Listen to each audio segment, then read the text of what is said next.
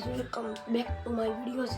આજે અમે થવાના સ્કૂલે ત્યારે અમે ઉઠી તો 7 વાગ્યા માન 7 જ વાગ્યા દીધો. ગાઈસ હું સ્કૂલેથી આવી ગયો છું. અત્યારે 10 વાગે વહેલો જ આવી ગયો તો 10 વાગ્યા હતા હજી તો અમને આજે લગ્નમાં જવાનું હતું, સમૂહ લગ્ન હતા. તો અમે મરસી તો ગાઈસ આ છે અરે